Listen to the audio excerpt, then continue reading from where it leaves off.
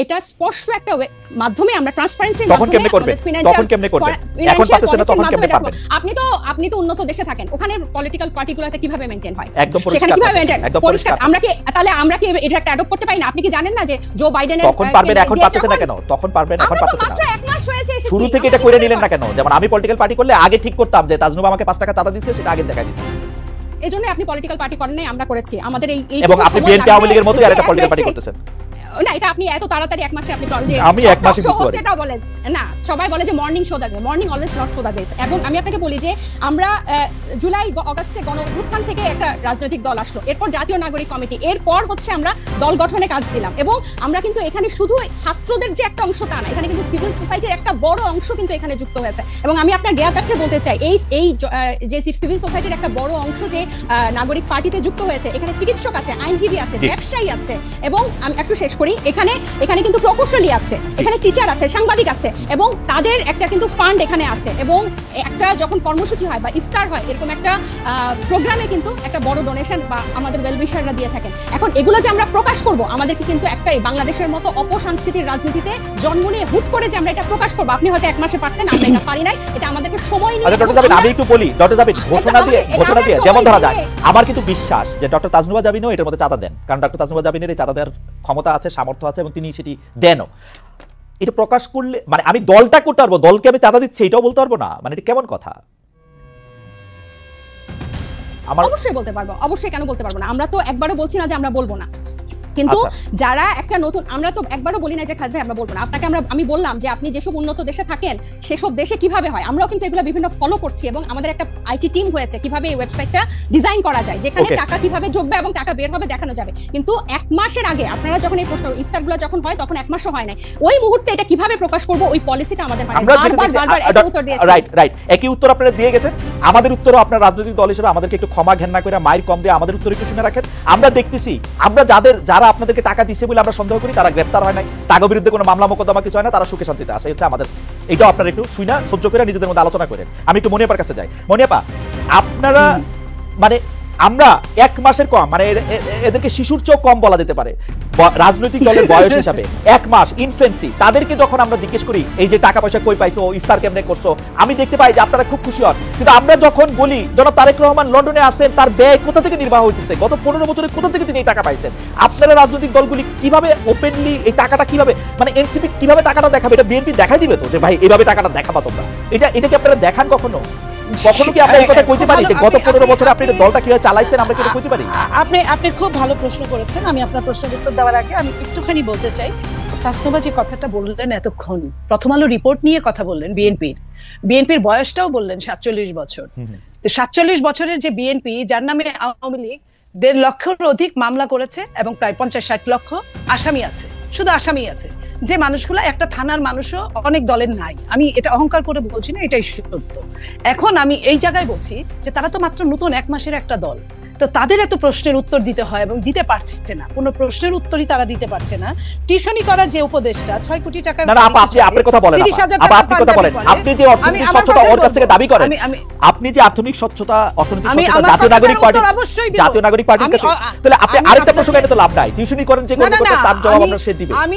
আমি সেই প্রশ্নটার উত্তর অবশ্যই দিব আমি বলি নাই যে কন্টিনেন্টালের 10টা হোটেল কন্টিনেন্টালের 10টা রুম আটকায় রেখে 53 কোটি টাকা এই এক মাসের একটা বাচ্চা দলের শিশু দলের 53 কোটি টাকা এই কথা সত্য না এটা বিএনপি প্রপাগান্ডা এটা বিএনপি প্রপাগান্ডা আমি এটা বলি নাই পত্রিকায় দেখেছি আমি পত্রিকায় দেখে কথা বললাম আমি এটাও বলি নাই যে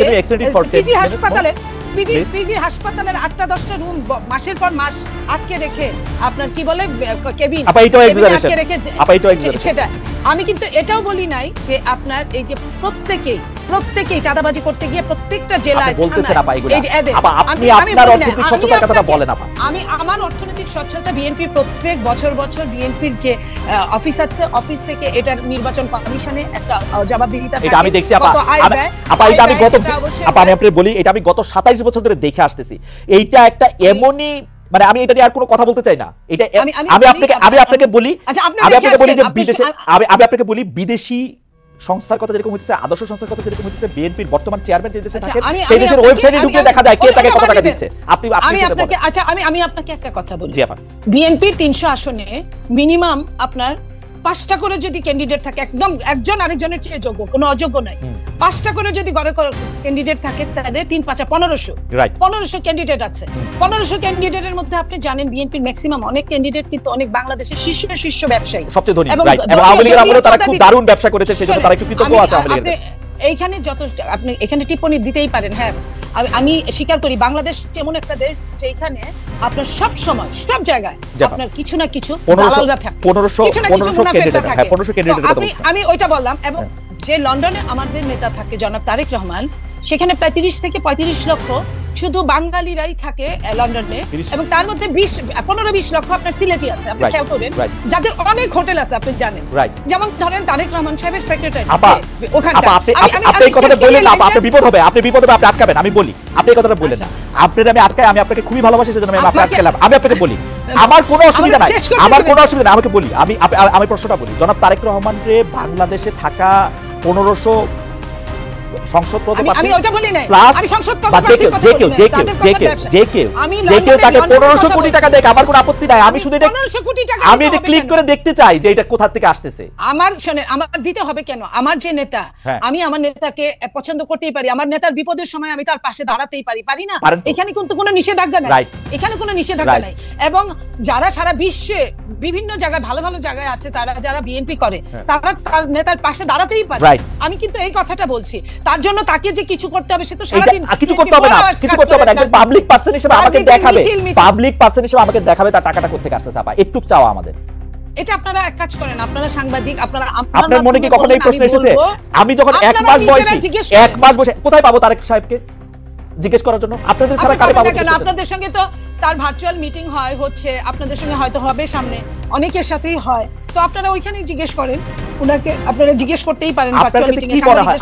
আমি প্রশ্নটা একটু অন্যভাবে করি, আপনার কাছে কি মনে হয় যে বিএনপি যেভাবে অর্থনৈতিকভাবে চাঁদা বলি, টাকা বলি, যেটা যেভাবে হ্যান্ডেল করে বা মানুষের টাকা, এটা কি আসলে স্বচ্ছ? মানে দিস ইজ দ্য আইডিয়াল, এইটাই করা উচিত। আমি আপনাকে একটা কথা বলি, বাংলাদেশের যে সিস্টেম রাজনীতিবিদদের জন্য, রাজনীতির, আমি সত্যিকার মন থেকে বলছি আপনাকে, সেই সিস্টেম কোনোটাই ভালো নয়। যে বলেন না, পকেটের সংখ্যা যত বাড়ে পকেট মারের সংখ্যা ততই বাড়ে। তো ওই পকেট মারের সংখ্যা বাড়াটা নেগেটিভ রাজনীতি, নেগেটিভ প্রতিযোগিতা, নেগেটিভ প্রশাসনিক কার্যক্রম, নেগেটিভ সবকিছু, এগুলা কিন্তু বাংলাদেশের কোনো তুলনাহীন হতেই আছে। তো সেই জায়গায় আপনারা তো পজিটিভের জন্ম দিন, পজিটিভের জবাবদিহিতা, ট্রান্সপারেন্সির জন্ম দিন। সেইখানে প্রত্যেকেই, আপনি যে বলছেন যে চমৎকার একটি কথা ডক্টর জাবিন বলছিল যে আমরা কিন্তু আন্দোলনে কে আগে ছিলাম, কার কত কৃতিত্ব, সেটার ভাগ নিতেছি, এই নতুন বন্দোবস্ত করার ভাগ নিব না? আমরা একটু দেখাবো না যে 2025 থেকে বিএনপির টাকা হইলো এই না? ওরা তো, আমি বলি আপনাকে, জেবিন যেটা বলছে এটা একদম ডাহা ভুল, আমি মিথ্যা বলবো না। ভুল এই জন্যই যে আপনার জেবিনরা কি বলছে, বাংলাদেশকে একটা সুন্দর স্বপ্ন দেখাইছে, বাংলাদেশের সব প্যারেন্টসদেরকে, বাবা মাদের, তারা একদম আলাদা বাংলাদেশ করবে। আলাদা বাংলাদেশকে আমি অধম, তুমি তারও চেয়ে অধমতর, অধিকতর অধমতম হইবে না, এটা তো না। এটা কবি কি বলেছে? আমরা আওয়ামী লীগ প্রসঙ্গে আছি, আমরা একদম শেষ পর্যায়ে। আমার হাইপোথিসিস মার্কা প্রশ্নটা একটু শুনেন। বিএনপি যে 15 বছর ব্যর্থ হয়েছে, এর কারণ হচ্ছে আমরা কেউ বিএনপির পাশে যাই নাই, আর ওরা যে ব্যর্থ হইতেছে এই দায়ও ওদের না, আমরা কেউ ওদেরকে সাহায্য করতেছি না। কিন্তু আসলে না, ওদেরকে যারা সাহায্য অবশ্যই করছে, আপনার অরিজিনাল মাস্টারমাইন্ড ওদের সাথেই আছে। আচ্ছা ঠিক আছে, আওয়ামী লীগ প্রসঙ্গে একটু বলেন, আওয়ামী লীগ প্রসঙ্গে একটু বলেন আপা, আপনারা কি আসলে আওয়ামী লীগের, মানে আপনারা যত গালি আওয়ামী লীগ শাসনামলে দিতেন, এখন গালি একটু কমে গেছে মনে হয় আপনাদের সাথে? কি কোনো একটা আমি একটা জিনিস বলি শুনুন, যে মানুষটা চোখের সামনেই নাই, যে মানুষটা সবকিছু নিয়ে পালিয়েছে, যে মানুষটাকে ধরতে পারছে না, যাও ধরার কথা সেটা সরকার ধরছে না, যে মানুষটা আমার সামনে নাই। আজকে কথা কি ছিল, আমি আসলে জেবিনের টকশো করার কথা ছিল না, আমার সাথে আওয়ামী লীগের একজন হয় পতিত নেতা, এমপি বা মন্ত্রী, এদের সঙ্গে করার কথা ছিল। সো যে মানুষটাই নাই, তার নিয়ে আকাইমা খালি মানে গিবত করাটা, এটা গিবতের পর্যায়ে পড়ে। আর বিচারটা আমাদের চেয়ে, বিএনপির চেয়ে পুর খাওয়াই 15.5 বছর, কত যে পুকুর পাড়ে ঘাটে ঘাটে আপনার কি ডুবার নিচে, হঠাৎ করে আওয়ামী লীগের প্রতি আপনাদের ভালোবাসা বাড়ছে কিনা মনে আপা সেটা বলেন। শুনেন, যে কোনো বিদেশে আছে, দেশে আছে, না আমি ওটা বলছি না। আমরা বিএনপি হলো এরকম একটা দল, উদারনৈতিক দল। বিএনপি হলো এরকম একটা দল, যে দলটা এরকম, যে একটা বাঘ 10টা মানুষ খেয়ে ফেলছে, তারপরে বাঘটা গুলি খায়, আহত হয়ে কাতরাচ্ছে, বাঘটার কাছে হয়তো 1 গ্লাস পানি নিয়ে গেল। এটা কিন্তু সৃষ্টিকর্তা এই বিধানটা দিয়ে দিয়েছে। তার মানে এই না যে বাঘের বিচার হবে না, এটা চায় না, এটা অবশ্যই চায়, কিন্তু বাঘটাকে, যেটা আমি আপনাকে লাস্ট বলি, যে ফাঁসির দণ্ডে আসামি, ফাঁসির যে আসামি, তাকেও কিন্তু মৃত্যুর আগে চেক করা হয় সে সুস্থ কিনা। সে যদি অসুস্থ হয় তার কিন্তু ফাঁসি হয় না। Okay. আমি ওই কথাটাই বলছি। ওকে, ঠিক আছে। আমি অবশ্যই আওয়ামী লীগের বিচার আমাদের চেয়ে বেশি কেউ চাইতে পারে, এটা আমি বিশ্বাস করি। মনে আপনাকে ধন্যবাদ। আমরা একদম শেষ পর্যায়ে শেষ প্রশ্ন নিয়ে, আসলে প্রশ্নটা এর আগে করা ডক্টর জাবির, কিন্তু আমরা আসলে মানে আমার ইন্টারাপশনের কারণে বা অন্য জায়গায় চলে যাওয়ার কারণে অর্থনীতি বিষয়টা নিয়ে বেশি আলোচনা করার জন্য এটা খুব আলোচনা আসে না। আমি প্রশ্নটা আবার করি, এইটা আপনি আপনার মতো করে উত্তর দেন। সেটা হচ্ছে বিএনপি নিজেকে মধ্যপন্থী বলে থাকে, এনসিপিও নিজেকে মধ্যপন্থী বলছে, জাতীয় নাগরিক পার্টি নিজেদেরকে খুবই মধ্যপন্থী বলছে। বিএনপি রাজনীতির সঙ্গে আপনাদের পার্থক্যটা কোথায়? আমরা আসলে জামাত ইসলামী নেতাদের সঙ্গে খেলাফত মজলিসের মামুনুল হক এর যে রাজনীতি, তার সঙ্গে বিএনপির তুলনায় এনসিপি নেতাদের উঠা বসা বেশি দেখতে পাচ্ছি, সংস্কার বিষয়ে চাহিদা কাছাকাছি দেখতে পাচ্ছি। আপনি যদি একটু বলেন যে বিএনপির রাজনীতির সঙ্গে আপনাদের পার্থক্য কোথায়, কার রাজনীতির সঙ্গে আপনাদের মিলটা কোথায়, ডক্টর জাবির? আমরা মধ্যপন্থী দল এবং এখানে যখন জাতীয় নাগরিক কমিটি থেকে যখন জাতীয় এনসিপি হয়, আমাদের এখানে কিন্তু অনেক এই জুলাই গণ অভ্যুত্থানপন্থী অনেক মানুষ কিন্তু বিভিন্ন মতের বিভিন্ন আদর্শের, কিন্তু তারা যখন জুলাইয়ের পরে দেশকে নতুনভাবে দেখা শুরু করেছে বা এখন অবস্থার অনেক পরিবর্তন নতুনভাবে ভাবতে শুরু করেছে, তখন কিন্তু অনেকেই এই ছাত্র জনতার নেতৃত্বে যে নতুন দল সেখানে এসে যোগ দিয়েছে বা আগে কমিটিতে যোগ দিয়েছে। এখন এই জুলাই পরবর্তী বাংলাদেশ নিয়ে কিন্তু অনেকের ইচ্ছা, অনেকের আকাঙ্ক্ষা, অনেকের কন্ট্রিবিউশনের যে প্ল্যানিং, এগুলো সবকিছু চেঞ্জ হয়েছে। তো আমরা কিন্তু সবাইকেই কিন্তু যারা আমাদের সাথে আছেন, আমরা কিন্তু সবাইকে নিয়েই কিন্তু সামনে আগাতে চাই এবং এই বাংলাদেশপন্থী যারা তাদেরকে নিয়ে আগাতে চাই। কিন্তু এই যে ধর্মভিত্তিক রাজনীতি আসলে এনসিপি করবে না, কিন্তু যে একটা সামাজিক পরিসরে যে একটা ধর্মের যে একটা নিয়ম কানুন আছে, এটার প্রতিও কিন্তু আমরা শ্রদ্ধাশীল। তো এখানে কোনো কারো পন্থী হওয়া, কারো পাশ ঘেঁষা এরকম কোনো কিছু ব্যাপার না। আমরা একদম স্বতন্ত্রভাবে এখানে আসছি এবং আমি এটা এর আগে যেটা আপনার কথার জন্য আমি বলতে পারি নাই, যে এখানে ছাত্রদের নেতৃত্বে দলটা হয়েছে, ছাত্রদের এখানে গণ অভ্যুত্থানে নেতৃত্ব দানকারী অনেকগুলো ফেস এখানে আছে, কিন্তু এর সাথে কিন্তু পরবর্তীতে সিভিল সোসাইটি থেকে উল্লেখযোগ্য মানুষ এখানে যুক্ত হয়েছে, যারা হয়তো এখনো ওভাবে প্রাসঙ্গিক হয়ে ওঠে নাই আপনাদের কাছে, কিন্তু তারা কিন্তু এনসিপি কে একদম মূল জায়গা থেকে বা সাংগঠনিক পর্যায় থেকে কিন্তু খুব শক্তভাবে ধরে রেখেছে বা কাজ করছে। সো আমার কাছে মনে হয় যে এরা যখন আরো প্রাসঙ্গিক হবে, মানে এনসিপির যাদেরকে নিয়ে সামনে আগাচ্ছে তাদের থেকে এনসিপির নিজস্ব যাদেরকে নিয়ে দল গঠন হয়েছে তারা যখন সামনে আসবে, তখন ব্যাপারগুলো আরো পরিষ্কার হবে। আর আরেকটা হচ্ছে যে কারো মানে জামাত বা হচ্ছে অন্য কোনো ইসলামিক দল বা ওরকম কারোর সাথে কিন্তু মানে একসাথে লিয়াজু বা ওরভাবে এক করে মধ্যমপন্থী না। আমরা হচ্ছে যারা বাংলাদেশপন্থী, যারা এখন নতুন করে বাংলাদেশকে দেখতে চায়, তাদের বিভিন্ন মত আদর্শ থাকতে পারে, কিন্তু এই গণ অভ্যুত্থানের পরে যারা অন্যরকম ভাবে বাংলাদেশকে দেখতে চায় এবং বিভিন্ন এই যে গণতন্ত্রের পথে, যে স্বৈরতন্ত্র থেকে গণতন্ত্রের যে একটা পথ, এই পথে যারা সাথী হতে চায় তাদেরকে নিয়েই কিন্তু এনসিপি আগাচ্ছে। ডক্টর মোহাম্মদ ইউনূস জোর দিয়ে বলছেন যে তিনি আসলে নির্বাচনটি চান হচ্ছে ডিসেম্বর থেকে জুনের মধ্যে, সেই সময়ের মধ্যে নির্বাচন হবে, কিন্তু এনসিপির বিভিন্ন নেতৃবৃন্দকে আমরা বলতে শুনছি যে ডক্টর ইউনূসের সরকার আরেকটু বেশি সময় থাকলে ভালো হয়, 5 বছর ইত্যাদি। আপনাদের অবস্থাটা আসলে কি? ডক্টর ইউনূস যদি সংস্কার না করতে পারেন এবং ডিসেম্বর এবং জানুয়ারির মধ্যে নির্বাচন দিতে তিনি বাধ্য হন, সেই ক্ষেত্রে কি আপনারা ডক্টর ইউনূসের বিরুদ্ধে আন্দোলন করবেন যে না আমরা নির্বাচনটা আরেকটু পরে চাই? না, আমার মনে হয় এটা আমরা বেশ কয়েকবার এটা ক্লিয়ার করেছি, এই সময়সীমা নিয়ে এনসিপির কোনো দাবি দেওয়া নাই। যে দুটা টাইমলাইন বলা হয়েছে ডিসেম্বর অথবা জুনের মধ্যে, উনি শুরু থেকেই ডক্টর ইউনূস দায়িত্ব নেওয়ার পর থেকেই দুটা সময়ের কথাই আমরা শুনছি। তো এই দুটার মধ্যেই আশা করি নির্বাচন হবে। আমাদের দাবি দেওয়া বা আমাদের কথা যে আমরা নির্বাচন প্রক্রিয়াটা নিয়ে আমরা প্রশ্ন তুলছি এবং যেগুলো মৌলিক সংস্কার এই নির্বাচনের আগে, কারণ আগে কিছুদিন আগেও 2-1 সপ্তাহ আগেও ক্লিয়ারটা ছিল যে এটা কি গণপরিষদের মাধ্যমে হবে না, ওনারা বলছেন যে পরবর্তীতে, কিন্তু এখন তো ব্যাপারটা এমন হয়ে গেছে যে ওনারা সংস্কারই, এদের কিছু সংস্কারই ওনারা চান, ওনারা প্রধানমন্ত্রীর ক্ষমতাও কমাতে চায় না। সো এখন বিতর্কটা আমার মনে হয় অন্য জায়গায় বা আমাদের তর্কটা অন্য জায়গায়। এখন কিন্তু সময় বা পদ্ধতিতে নির্বাচন হবে, আমার মনে হয় আপনার বক্তব্য একদম পরিষ্কার, কোন পদ্ধতিতে নির্বাচন হবে সেটা সময় নিয়ে আসলে এনসিপির কোনো অবস্থা নেই। মনে আপনি এক লাইনে বলবেন কিনা, যদি আসলে আপনারা ডিসেম্বরে বা ডিসেম্বরের জুনের মধ্যে নির্বাচন না দেখেন, তাহলে আপনারা ডক্টর ইউনূসের এগেইনস্টে আন্দোলন করবেন কিনা এবং আওয়ামী লীগের সাথে নিয়ে আন্দোলন করবেন কিনা? মনিয়াপা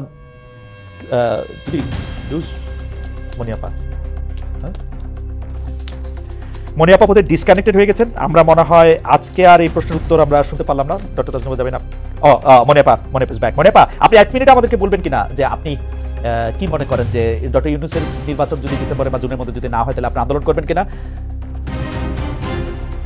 দেখেন, নির্বাচন তো আসলে এটা ইন্টারিম গভর্নমেন্ট মানে অনেকটা তত্ত্বাবধায়ক সরকারের মতোই আমরা ভেবেছিলাম যে 3 মাস না হোক 6 মাসের মধ্যে নির্বাচন দিবে তারা, কিন্তু তারা নির্বাচন নিয়ে এখন পর্যন্ত ক্লিয়ার কোনো রোড ম্যাপ দেয় না, এবং তালবাহানাটা এমন পর্যায়ে যে উনি কোনো ক্লিয়ার কাট কথা বলেন নাই।